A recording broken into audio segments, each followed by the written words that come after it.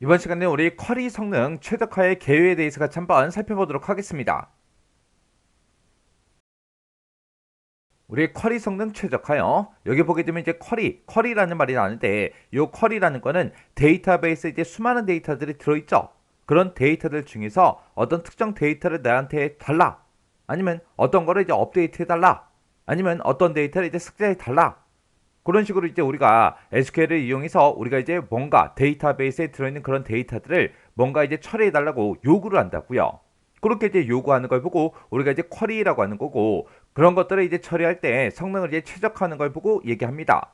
얘는 이제 데이터 입출력 그 애플리케이션의 성능을 이제 향상시키기 위해서 그 SQL 코드를 우리가 이제 최적화하는 걸 보고 우리가 이제 쿼리 성능 최적화 그렇게 이제 부르는 거예요. 우리가 일반적으로 이제 제일 많이 사용하는 게 우리 select 구문이요. 우리 select 구문의 이제 기본 형식은 select라고 쓰고 속성을 쓰고 그다음에 from 쓰고 테이블 쓰고 그다음에 이제 where 쓰고 이제 조건 이렇게 이제 작성하는 거죠. 근데 이제 우리가 속성을 이제 쓸 때도 속성을 이제 한 개만 쓸 수 있는 게 아니라 여러 개 쓸 수 있죠. 그리고 이 테이블 명을 쓸 때도 우리가 한 개 테이블에서도 물론 어떤 특정 내용을 내가 검색할 수 있지만 여러 개 테이블을 이용해서도 우리가 이제 검색을 할 수 있다고요. 그리고 그런 이제 데이터, 그런 속성을 이제 내가 검색을 하고자 했을 때 그때 조건도 내가 이제 여러 개 이제 지정해 줄 수 있죠. 그래서 우리 AND 조건이다, OR 조건이다 그런 조건도 이제 집어넣을 수 있고, 그리고 우리가 이제 집합 연산자를 이용해서도 우리가 이제 조건을 작성할 수가 있겠죠.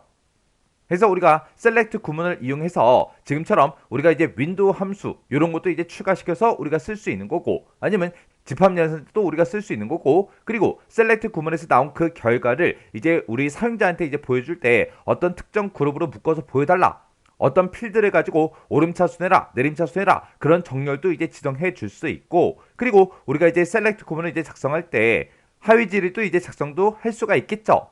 그리고 이 select 구문에서 우리가 이제 join도 이제 설정해 줄 수 있다고요. 그래서 이제 복잡한 형태의 이제 select 구문이 있을 때 그 select 구문을 이제 처리할 때 join을 먼저 할 건지, 아니면 조건을 먼저 비교할 건지, 아니면 그룹 설정을 먼저 할 거냐, 정렬을 먼저 할 거냐, 아니면 연산자들이 이제 여러 개 있을 때 어떤 걸 먼저 처리할 거냐, 거기에 따라서 이제 우리 속도가 이제 달라진다고요. 그래서 그런 이제 복잡한 그런 SQL 코드가 있을 때 그걸 이제 최적화시키는 거, 그걸 이제 최적화하는 걸 보고 우리가 이제 쿼리 성능 최적화 그렇게 이제 부르는 거예요.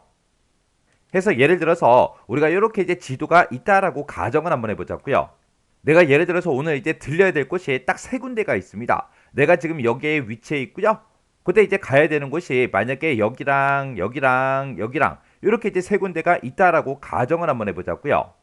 그때 이제 내가 여기서 이제 출발하겠죠. 그때 내가 제일 처음에 이제 여기를 먼저 들렸다가 여기 갔다가 그렇게 할 수 있겠죠. 그리고 내가 또 찾아갈 때 여기를 먼저 들렸다가 그 다음에 여기 갔다가 그 다음에 여기 갈 수도 있겠죠. 아니면 내가 여기를 먼저 들렸다가 그 다음에 여기에 갔다가 여기에 갈 수도 있어요. 그렇게 이제 우리가 이 세 군데를 꼭 가야 된다면 그때 이제 가는 방법이 이제 여러 가지가 있는데, 그때 이왕이면 좀 더 이제 효율적으로 우리가 움직이는 게 좋겠죠. 만약에 내가 여기서 이제 일을 먼저 봤어요. 여기 첫 번째에서 이제 먼저 일을 보고 그 다음에 여기 갔습니다. 그 다음에 우리 회사에서 제일 먼 곳을 제일 마지막에 갔어요. 근데 여기서 이제 일이 딱 끝나고 나니까 퇴근 시간인 거예요. 그러면 이제 다시 회사로 이제 복귀하는데 시간이 엄청나게 오래 걸리겠죠. 해서 그런 것들을 이제 고려해서 우리가 이제 제일 먼 곳을 먼저 가고 그 다음에 이곳을 갔다가 그 다음에 회사에서 제일 가까운 곳을 제일 마지막에 그렇게 이제 방문하게 되면 교통체증을 좀 더 피할 수가 있겠죠. 그러면 좀 더 빨리 이제 퇴근할 수 있다고요. 그런 식으로 우리가 이제 어딘가를 이제 찾아가거나 아니면 무슨 일을 할 때 어떻게 하면 좀 더 효율적인 방법으로 짧은 시간 내에 전부 다 이제 처리할 수 있을까? 그걸 이제 생각하고 계획을 세우고 우리가 하면 좀 더 이제 효율적으로 일을 처리할 수 있겠죠. 그것처럼 우리가 이제 SQL 코드를 이제 실행을 할 때도 우리가 이제 성능 향상을 위해서 어떻게 하면 좀 더 이제 효율적인 방법으로 좀 더 빠르게 그렇게 이제 처리할 수 있을까? 그렇게 이제 우리가 최적화하는 거를 보고 우리가 이제 쿼리 성능 최적화 그렇게 이제 부르는 거예요. 그때 이제 우리가 쿼리의 이제 성능을 최적화하기 전에 우리의 성능을 측정해주는 그 도구가 APM이라는 그 도구가 있습니다. 얘를 이제 사용해서 최적화의 그 쿼리를 선정을 해요. 선정을 하고 나서 이제 우리가 쿼리 성능을 이제 최적화시키는 겁니다. 우리가 내가 작성한 그 모든 SQL 코드에 대해서 전부 다 쿼리 성능 최적화를 다 할 필요는 없겠죠. 지금 여기 보게 되면 이제 APM 하고 그렇게 나오는데, 우리 APM이라는 거는 애플리케이션의 이제 성능을 이제 관리하기 위해서 접속자가 됐든 자원 현황이 됐든 트랜잭션 수행 내역이 됐든 아니면 장애 진단이 됐든 이런 다양한 이제 모니터링 기능을 제공해주는 그런 도구를 우리가 이제 APM 그렇게 이제 부르는 거예요. 그래서 이게 이제 상황이 조금 맞진 않지만 우리가 집에서 쓰고 있는 이런 인터넷들도 성능을 이제 체크할 수 있는 그런 도구가 따로 있죠. 해서 그 성능 체크 도구를 딱 키게 되면 이제 인터넷 속도가 어떻게 되는지, 다운로드 속도는 어떻게 되는지, 우리 업로드 속도는 어떻게 되는지 그런 것들을 우리가 실시간으로 볼 수 있죠. 그거나 이제 비슷한 프로그램이다. 그렇게 이제 생각하시면 돼요. 해서 우리의 성능 측정 도구 APM을 이용해서 최적화할 그 쿼리를 우리가 이제 선정을 하더라. 선정을 하고 나서 이제 우리가 쿼리 성능 최적화를 이제 하는 겁니다.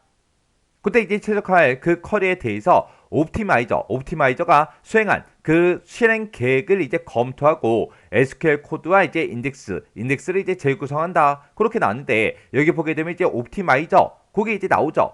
이 옵티마이저라는 건 뭘 얘기하냐면은 우리가 작성한 그런 SQL이 가장 이제 효율적으로 이제 수행되도록 최적의 경로를 찾아주는 그런 모듈을 보고 우리가 이제 옵티마이저 그렇게 이제 부르는 거예요. 이런 옵티마이저는 우리 DBMS에 내장되어 있는 모듈 중에 하나예요. 여기에는 이제 RBO라는 것도 있고요. 그 다음에 이제 CBO라는 것도 있고, 이렇게 이제 두 가지가 있습니다. 요 이제 RBO가 이제 규칙에 의해서 이제 우선순위가 정해지는 거고, 그 다음에 이제 CBO는 비용에 따라서 이제 변경이 되는 겁니다. 그래서 우리 쿼리 성능 최적화라는 거는 애플리케이션의 이제 성능 향상을 위해서 SQL 코드를 우리가 이제 최적화하는 걸 보고 얘기하더라. 우리가 이제 성능을 이제 최적화하기 전에 성능 측정 도구, 우리 APM을 이용해서 최적화할 그 쿼리를 선정을 먼저 해주고, 그때 이제 선정된 그 쿼리에 대해서 옵티마이저가 수립한 그 실행 계획을 이제 검토하고 우리가 이제 SQL 코드가 됐든 인덱스가 됐든 이런 것들을 이제 재구성해서 쿼리 성능을 이제 최적화하더라. 그렇게 이제 기억하시면 됩니다.